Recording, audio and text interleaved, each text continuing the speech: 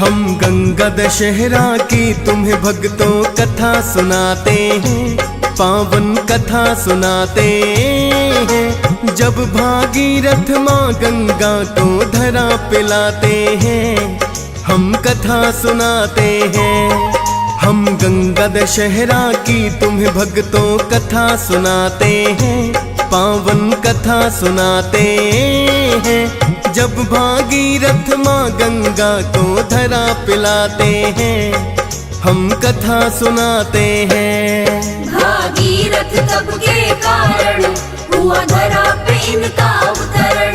भागीरथ तप के कारण हुआ धरा पे इनका अवतरण। प्रिय भक्तजनों, आज हम आपको माता गंगा के स्वर्ग से धरती पर अवतरित होने की कथा सुनाएंगे। प्रिय भक्तजनों, पुराणों में वर्णित कथाओं के अनुसार भागीरथ की कठिन तपस्या के कारण ही माता गंगा को धरती पर आना पड़ा था, किंतु इसके लिए भागीरथ की 4 पीढ़ियों ने कठिन तपस्या की थी, तब माता गंगा धरती पर अवतरित हुई थी। प्रिय भक्तों, वैशाख मास के शुक्ल पक्ष की सप्तमी को गंगा सप्तमी के रूप में मनाया जाता है। कहते हैं इसी दिन माँ गंगा ने स्वर्ग से उतरकर भगवान भोलेनाथ की जटाओं में प्रवेश किया था। तो आइए भक्तों, सुनते हैं माँ गंगा की अवतार की पूरी कथा।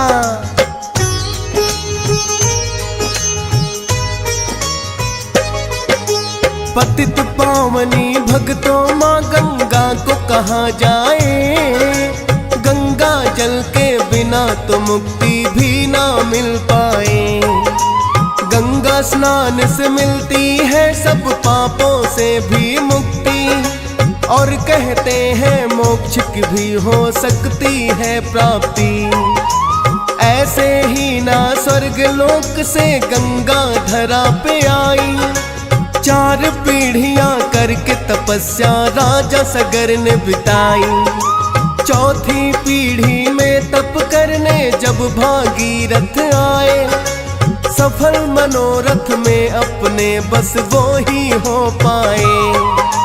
भागीरथ ही माँ गंगा को लेकर आते हैं, पावन कथा सुनाते हैं। जब भागीरथ माँ गंगा को धरा पिलाते हैं, हम कथा सुनाते हैं। भागीरथ तप के कारण हुआ धरा पे इनका अवतरण। भागीरथ तप के कारण हुआ धरा पे इनका अवतरण। प्रिय भक्तजनों, माता गंगा के अवतार की कथा बड़ी ही प्राचीन है। अयोध्या नगरी में इक्ष्वाकु वंश के राजा सगर राज करते थे, जिनकी 2 रानियां थीं, सुमति और केशनी, किंतु उन्हें संतान प्राप्ति नहीं हुई, जिसके लिए राजा सगर और दोनों रानियों ने भगवान भोलेनाथ की कठिन तपस्या की। भगवान भोलेनाथ ने उन्हें संतान प्राप्ति का वर दिया। तब राजा सगर की बड़ी रानी को एक पुत्र प्राप्त हुआ, जिसका नाम असमंजस रखा गया, और छोटी रानी सुमति के गर्भ से एक तुम्बा हुआ, जिसमें 60,000 बीज थे। कालांतर में यही सगर के पुत्र बने, जो बड़े ही पराक्रमी थे। राजा सगर ने पुत्र प्राप्त करने के पश्चात अश्वमेघ यज्ञ का आयोजन किया और श्याम वर्ण का एक घोड़ा छोड़ दिया।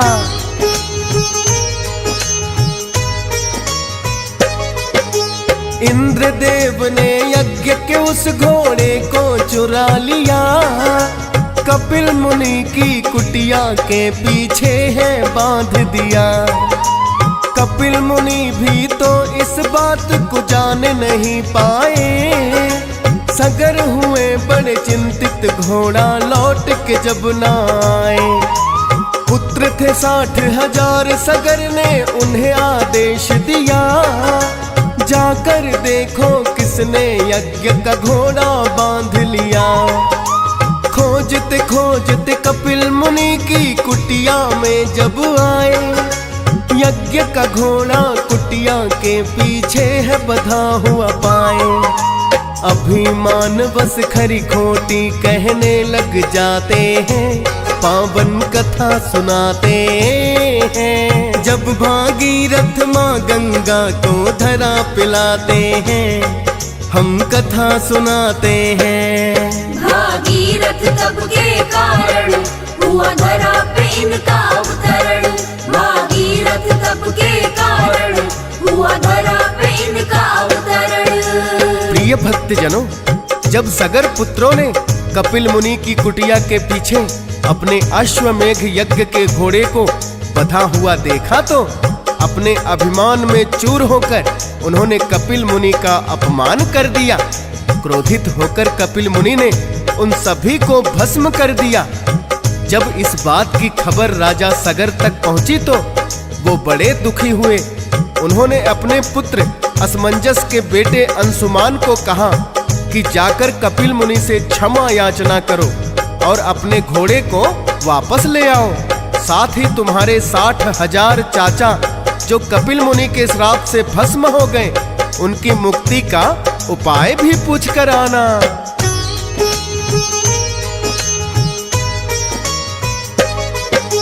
अपने दादा सगर का जो ही वो आदेश है पाए, कपिल मुनि की कुटिया में चले अंशुमान आए। आकर कपिल मुनि से उन्होंने क्षमा याचना की। कहने लगे मेरे चाचाओं से जो भी भूल हुई, करता हूँ मैं प्रार्थना मुनिवर उसको आप भुलाए। कृपा करके यज्ञ का घोड़ा भी आप तो मुझे लौटाए और बताए मुझको मुनिवर ऐसी कोई युक्ति, 60,000 मेरे चाचाओं की हो कैसे मुक्ति। कपिल मुनि फिर अंशुमान को उपाय बताते हैं, पावन कथा सुनाते हैं। जब भागीरथ माँ गंगा को धरा पिलाते हैं, हम कथा सुनाते हैं। भागीरथ तप के कारण हुआ धरा पे इनका अवतरण। भागीरथ तप के कारण हुआ धरा पे इनका अवतरण। प्रिय भक्तजनों, कपिल मुनि ने अंशुमान को यज्ञ का घोड़ा लौटा दिया और साथ ही बताया कि उनके चाचाओं की मुक्ति सिर्फ गंगा जल से ही हो सकती है। जब धरती पर गंगा आए तो इनकी राख गंगा जल में बह जाएगी, तभी इन्हें मुक्ति प्राप्त हो सकेगी। प्रिय भक्तों, अंशुमान कपिल मुनि को प्रणाम करके लौट जाते हैं और राजा सगर को सारा वार्तालाप बता देते हैं। राजा सगर अश्वमेघ यज्ञ पूर्ण करके अंशुमान को राजपाट सौंप देते हैं। गंगा को धरती पर लाने के लिए तपस्या करने चले जाते हैं।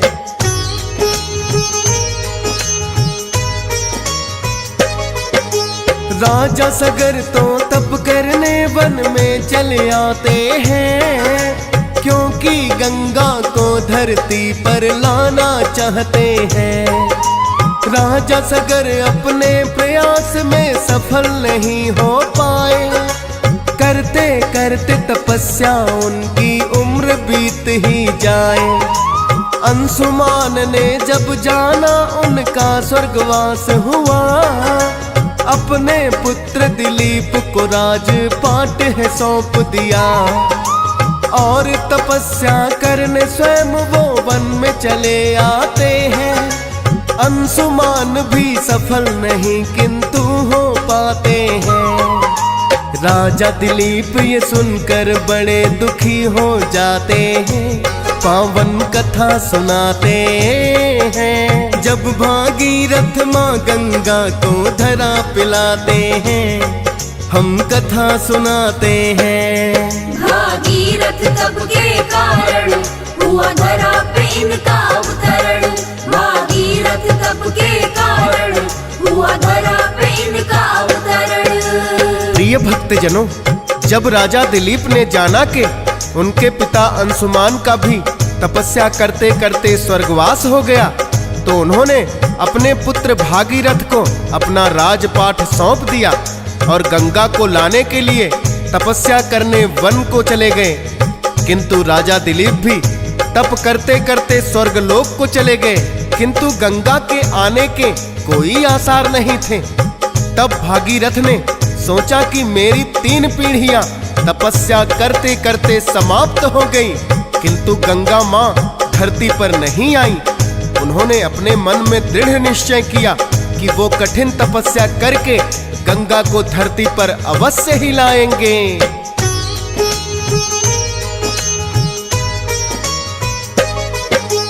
भागीरथ ने अपने मन में निश्चय कर लिया है, बड़ा कठिन तप आके उन्होंने फिर वन में किया है। उनकी तपस्या से विष्णु जी प्रसन्न हो गए हैं, स्वयं ही आकर दर्शन उन्होंने भागीरथ को दिए हैं। विष्णु जी बोले उनसे कि मांगो कोई वरदान, अपनी व्यथा का भागीरथ ने फिर है किया बखान। सुनकर विनती भागीरथ की कहा है विष्णु जी ने, है गंगा का वास ब्रह्मा के कमंडल में। गंगा आ सकती है गर ब्रह्मा जी चाहते हैं, पावन कथा सुनाते हैं। जब भागीरथ माँ गंगा को धरा पिलाते हैं, हम कथा सुनाते हैं। भागीरथ तप के कारण हुआ धरा पे इनका अवतरण। भागीरथ तप के कारण हुआ धरा पे इनका अवतरण। प्रिय भक्तजनों, विष्णु जी भागीरथ की भक्ति से बड़े ही प्रसन्न हुए और स्वयं आकर भागीरथ को दर्शन दे दिए। जब भागीरथ को विष्णु जी ने वरदान मांगने के लिए कहा, तो भागीरथ ने वरदान में गंगा मां को धरती पर लाने की इच्छा व्यक्त की। तब विष्णु ने कहा, हे भागीरथ, गंगा का निवास तो ब्रह्मा जी के कमंडल में है, अतः तुम्हें ब्रह्मा जी को प्रसन्न करना होगा। तो भक्तजनों, इसके पश्चात भागीरथ ने ब्रह्मा जी की कठिन तपस्या करके उन्हें भी प्रसन्न कर लिया।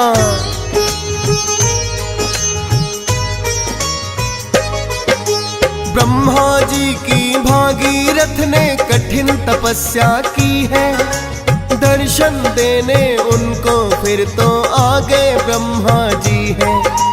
जैसा उन्होंने विष्णु जी से मांगा था वरदान, अपनी व्यथा का ब्रह्मा जी के आगे किया बखान। ब्रह्मा जी ये कहने लगे कि गंगा तो ले जाओ, लेकिन इससे पहले भोलेनाथ को आप मनाओ।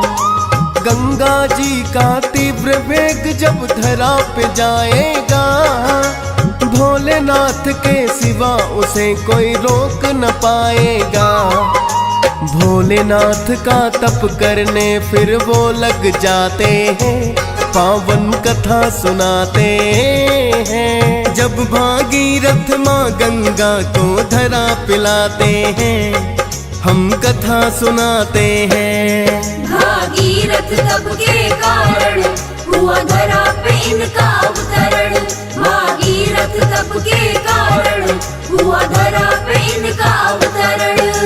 प्रिय भक्तजनों, इसके पश्चात भागीरथ भोलेनाथ की तपस्या करके उन्हें भी प्रसन्न कर लिए। जब भगवान भोलेनाथ ने भागीरथ से वरदान मांगने के लिए कहा, तो उन्होंने बताया कि मैं विष्णु जी और ब्रह्मा जी के आशीर्वाद से माँ गंगा को धरती पर लाना चाहता हूँ, ताकि कपिल मुनि द्वारा भस्म मेरे 60,000 पूर्वजों का उद्धार हो सके। किंतु ब्रह्मा जी के वचनानुसार माँ गंगा के वेग को सिर्फ आप ही धारण कर सकते हैं। अतः भोलेनाथ मेरी विनती स्वीकार करें और मुझे माँ गंगा को धरती पर लाने की आज्ञा दें। भोलेनाथ भागीरथ की तपस्या और त्याग देखकर बड़े ही प्रसन्न हुए और कहने लगे, हे भागीरथ, इससे तुम्हारे पूर्वजों के साथ साथ धरती पर रहने वाले सभी मानवों का कल्याण होगा। ये बड़े ही पुण्य का काम है। तुम स्वर्ग से गंगा को धरती पर लाओ, उसके वेग को मैं अपनी जटाओं में धारण कर लूंगा।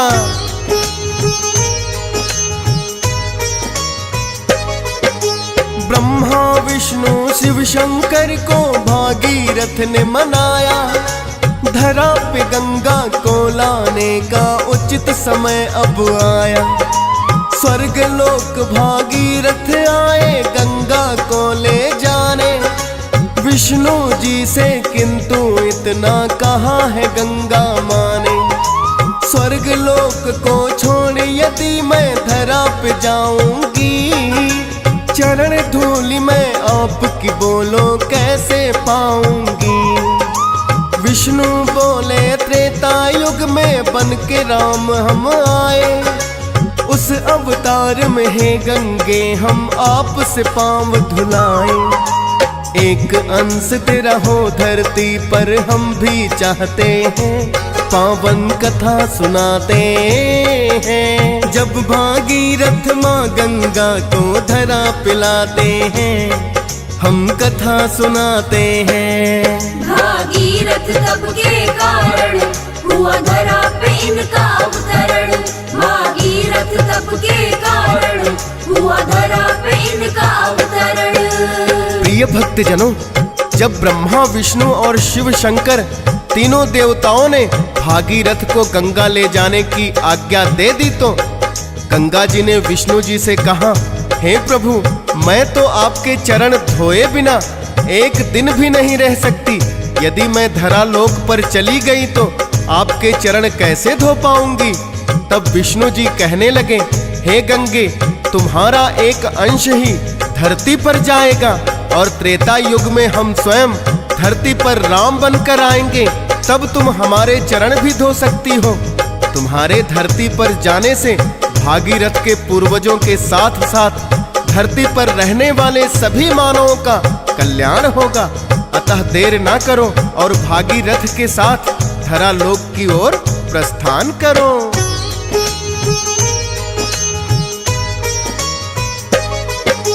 धरा लोक प्रस्थान करो विष्णु जी ने है कहा। ब्रह्मा जी से माँ गंगा ने फिर ये प्रश्न किया, धरा लोक पर जाने की है आपकी भी आज्ञा। इस आदेश की मैं तो कदापि कर सकती न अवज्ञा, किंतु प्रश्न एक उठ रहा है अब भी मेरे मन में। लाखों पापी आएंगे जब मुझ में स्नान करने, अपने जल से धोकर पाप मैं उनके मिटाऊंगी। उनके पाप धोते धोते खुद मैली हो जाऊंगी। पापी और अधर्मी तो स्नान को आते हैं, पावन कथा सुनाते हैं। जब भागीरथ माँ गंगा को धरा पिलाते हैं, हम कथा सुनाते हैं। भागीरथ तप के कारण हुआ धरा पे इनका अवतरण। भागीरथ तप के कारण हुआ धरा पे इनका अवतरण। प्रिय भक्तजनों, माँ गंगा ने ब्रह्मा जी से कहा, हे ब्रह्मा जी, यदि मैं धरा लोक पर आऊंगी तो मेरे जल में अनेकों पापी और अधर्मी भी स्नान करेंगे, जिसके पाप धोते धोते मैं स्वयं मैली हो जाऊंगी। तब मेरे उस मैल को कौन धोएगा। तब ब्रह्मा जी कहने लगे, हे पुत्री, तुम निश्चिंत रहो, तुम्हारे जल में कुछ ऐसे ऋषि और मुनि स्नान करेंगे जो सदैव मोह माया से दूर रहते हैं और उनके मन में विष्णु जी की सच्ची भक्ति होगी। उनके स्नान करते ही तुम्हारे ऊपर किसी के पाप का प्रभाव नहीं रहेगा। अतः हे गंगे, तुम निश्चिंत होकर भागीरथ के साथ धरा लोक की ओर प्रस्थान करो। इससे समस्त मानव जाति का कल्याण होगा।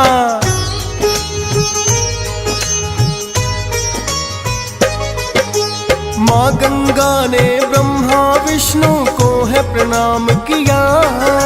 धरा लोक की ओर उन्होंने फिर प्रस्थान किया। स्वर्ग लोक से धरा की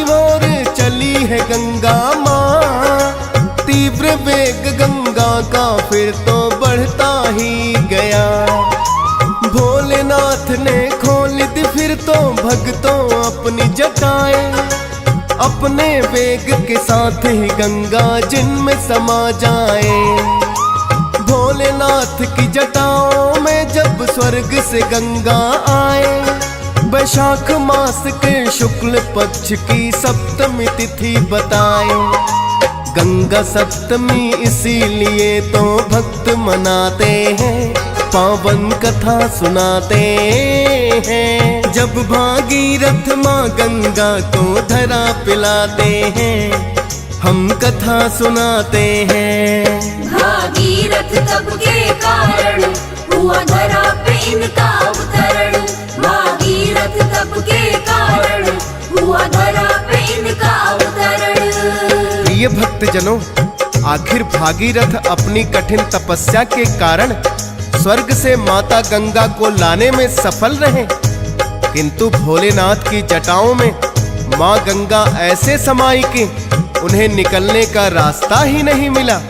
और 32 दिनों तक माता गंगा भोलेनाथ की जटाओं में उलझी रही। तब भागीरथ ने भोलेनाथ से विनती की, हे भोलेनाथ, आपकी आज्ञा के अनुसार ही माँ गंगा को धरती पर लेकर आया हूँ, मुझ पर कृपा करें और माता गंगा को अपनी जटाओं से मुक्त करें।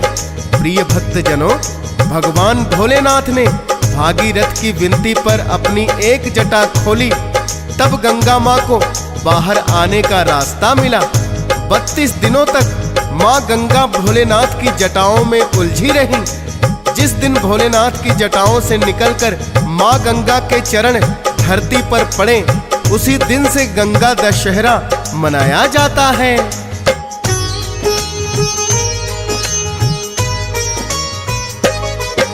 वैशाख मास के शुक्ल पक्ष की सप्तमी का था दिन, स्वर्ग से जब गंगा का भक्तों हुआ था अवतरण।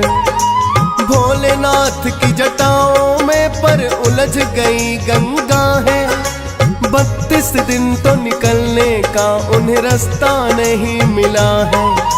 भागीरथ की विनती पर खोली भोले ने जटा, ज्येष्ठ मास के शुक्ल पक्ष की दशमी का दिन था।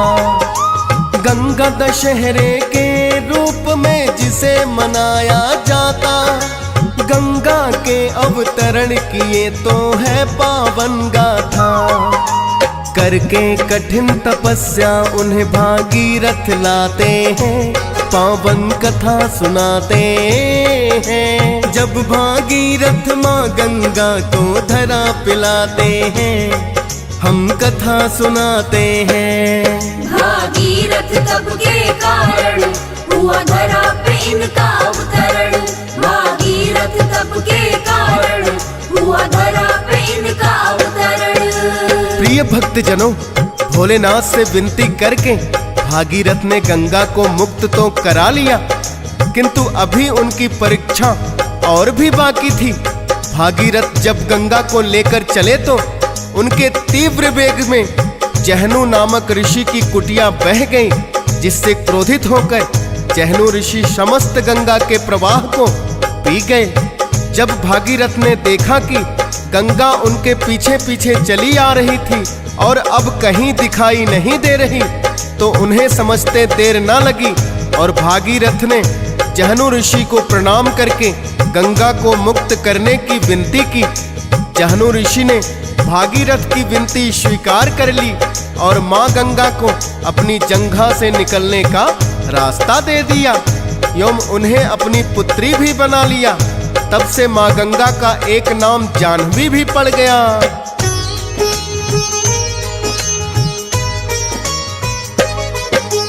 बड़ा कठिन तप भागीरथ ने इसके लिए किया है, स्वर्ग से गंगा माँ का अवतरण भक्तों तभी हुआ है। कपिल मुनि की कुटिया में जब गंगा आई है, 60,000 सगर के पुत्रों ने मुक्ति पाई है और समस्त मानव जाति का कल्याण हुआ। धरती पर ये तो वरदान है भागीरथ का दिया, करके स्नान गंगा में होता मन पावन है। डीएस पाल ने किया भक्तों इस कथा का वर्णन है। फौजी सुरेश से हंस राज रलहन लिखवाते हैं, पावन कथा सुनाते हैं। जब भागीरथ माँ गंगा को धरा पिलाते हैं, हम कथा सुनाते हैं।